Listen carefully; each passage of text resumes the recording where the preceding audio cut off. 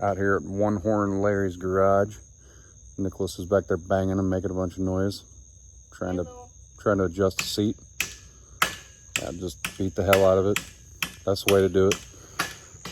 We're gonna go on out here and feed the goats for the night, tuck them in, and then give you a little update on the Caprice.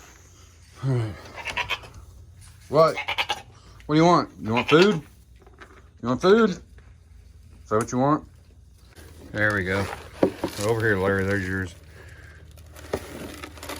There you go. Chow down. All right, goats have been fed, tucked in, all set. So, on the Caprice, been hammering it out as much as I can when time permits. And it's coming along really good. I've blocked it out. Let's see here. So we sprayed it with fill primer, blocked it out in 150, and then sprayed it with more primer, and then blocked it out in 240, and then sprayed it with more primer and blocked it out in 320. So we're on the final block out now. One more time in 320 because it broke through in a couple spots. But as you can see, it's got guide coat on it. The black spray kind of gives you an idea of where you need to sand more. But it is looking really good and straight. So we're on the last blocking.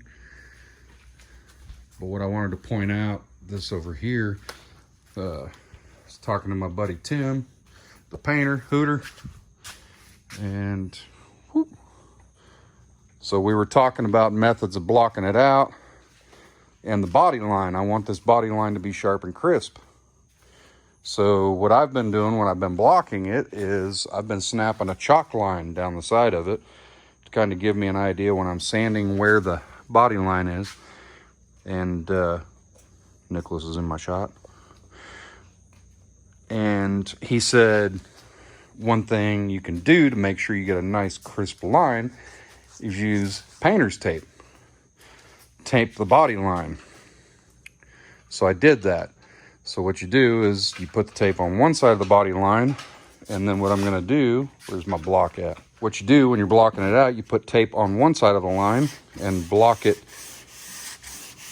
like that to that side of the line. And then when you go to do the bottom side of the car, flip the tape to the other side of the body line and then block it to the tape. And that makes a nice crisp line. I'm always open for suggestions on how to do things better, so I'm gonna do it and see how it comes out. But I take his word for it. I think this will be far better than doing the chalk line.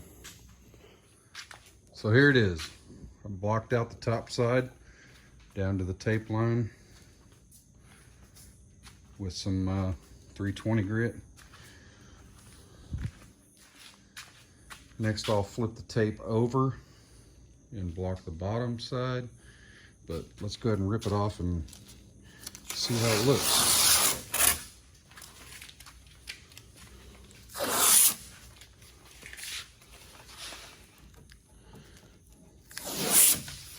Boom! All right. Straighten the camera up. Yeah, looks pretty good. Nice and sharp, crisp. All right, all right. I think there might be something to Hooter's trick there.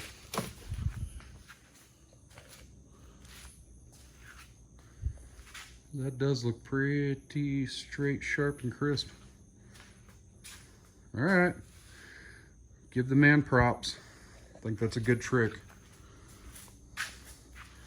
Definitely be using that on the other side too. So where we're at now, I got to block it out one more time and then spray it with sealer, and hopefully by the end of next week we'll be in paint, which of course everybody, after the voting and all that, we came up with the I got 2 samples from the paint supply store from what Chad, the owner of the car, liked. So the 2 colors we sprayed were Icelandic green and dark green. And everybody has liked the light green. except for my son and Hooter. But Tim doesn't like it, but everybody else seems to like that back green. That's the dark green, and that's the Icelandic.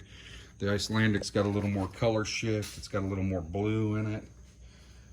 And that's just kind of like army green. So we're gonna be spraying it in that.